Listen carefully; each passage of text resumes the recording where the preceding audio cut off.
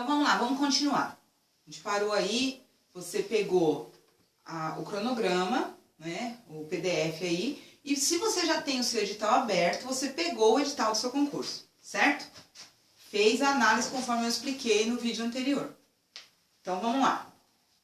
Quantos pontos você tem para estudar? Aí você fala, meu Deus, eu estava vendo ali, eu tenho 2 meses para estudar e eu tenho 65 assuntos. Você fala, meu Deus, eu não vou conseguir, porque se eu fosse estudar um assunto por dia, já não dava tempo. O que você vai fazer então? Você vai analisar, você vai lá na parte do seu edital que fala sobre o peso das questões da prova. Aí você já vai descobrir qual é a forma da prova, qual o formato. É certo e errado? É alternativas? São 4 alternativas? São 5 alternativas? Alguma questão errada anula alguma questão certa? Então você precisa fazer esse tipo de análise. Então aí você descobriu que você tem muitos assuntos para estudar. Calma. O que nós vamos fazer? Nós vamos separar os itens conforme a prioridade. Não tem como você estudar um assunto por dia, porque, por exemplo, a LDB, você não consegue estudar a fundo em um único dia. Nós vamos ter aqui um dia de aula somente para falar da LDB, mas mesmo assim, você vai ter que estudar na tua casa, você vai ter que ler a lei na íntegra. Igual uma vez também eu vi uma moça conversando com outra numa fila de banco e ela dizia assim, você viu o que vai cair no concurso? Se eu não me engano era concurso do Estado, na época que estava aberto. Ela disse assim, vai cair LDB, Deus me livre ler aquela lei daquele tamanho. Gente, quando a gente tem uma postura dessa diante de um edital aberto, dizer que é uma lei fundamental, que muitas questões da prova são baseadas na LDB, e dizer que você não vai ler a lei de jeito nenhum, você é um forte candidato a não ser aprovado por aquela vaga. Eu já fiz vários concursos sobre educação, dou aula sobre a LDB, estudo desde a minha formação para pedagogo LDB, já fiz resumos inteiros da lei, ouvi a lei, copiei a lei, e eu não sei exatamente tudo, posso dizer assim, você sabe artigos de cor? Não sei, você sabe exatamente todos os pontos que podem ser cobrados no concurso? Já errei questões da LDB em concursos públicos.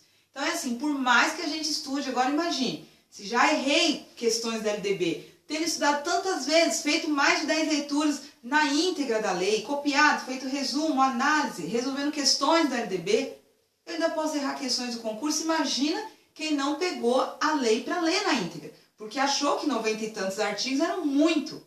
Pessoal, a gente tem que se preparar. E essa é uma forma. Então, por exemplo, eu estava falando do peso de cada conteúdo. Você vai lá no seu edital, olha aí, pega o seu edital, e você vai lá para aquela parte onde fala da prova, provas, né? Quando fala das provas. Depende da banca, depende da instituição, o edital é organizado de uma forma diferente, mas vai ter um item chamado provas. Quando você entrar ali na prova, você procura o cargo para qual você vai prestar o concurso. E você vai ver como vai acontecer a prova. Vão ser alternativas, como eu falei. Alternativas, certo e errado, múltipla escolha, como vai ser? Tem redação? Não tem redação? Qual a duração dessa prova? Eu tenho 4 horas? Eu tenho 5 horas? Quantas questões vão cair na minha prova? 40 questões? 30 questões? 80 questões?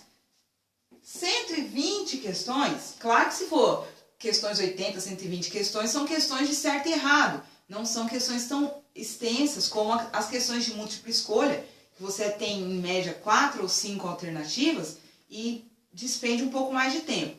Aí você viu a forma, viu quantas questões você tem. Você vai fazer um cálculo então.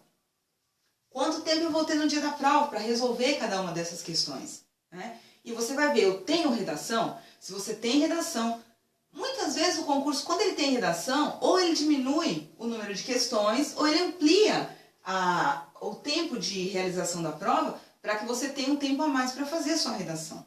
Tá bom, aí você descobriu aí quantas questões você vai ter, você descobriu quantas horas você vai ter de prova e se é múltipla escolha, se é certo e errado. Tudo bem, agora você vai analisar um outro item. O peso das questões em questões de pontuação. Tá certo? Por quê, pessoal? Acontece muito das bancas colocarem assim, um conteúdo muito extenso, por exemplo, legislação. E eles colocam lá 25, 35 itens para você estudar. E aí vão fazer 5 questões. Eles colocam 35 itens, que você vai demorar muito para ler tudo isso, porque as legislações elas tendem a ser extensas. E vão te dar aí 5 questões com o peso 1. O peso 1. Então aqui, se você fizer tudo, você vai conseguir 5 pontos. E aí a banca pega um outro item, por exemplo, conhecimentos específicos de uma área para a qual você vai prestar o concurso. E coloca nos conhecimentos específicos 5 itens para você estudar. Te dão 25 questões, por exemplo, desta área aqui. E colocam o peso 3. Então, quer dizer, quanto você vai ter aqui? Você vai ter 75 pontos. Se você resolver essas questões que você precisou estudar 5 pontos específicos. Então, cuidado. Cuidado quando você olhar, porque isso também é uma forma de estar ali atrapalhando o candidato. Muitas coisas para poucas questões. Não precisa estudar?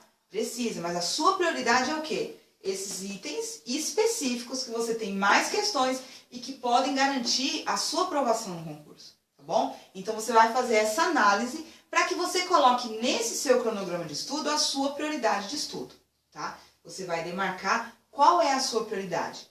A sua prioridade são as questões com peso maior, tá? Que vai te dar uma soma final de uma maior pontuação na sua prova, tá bom?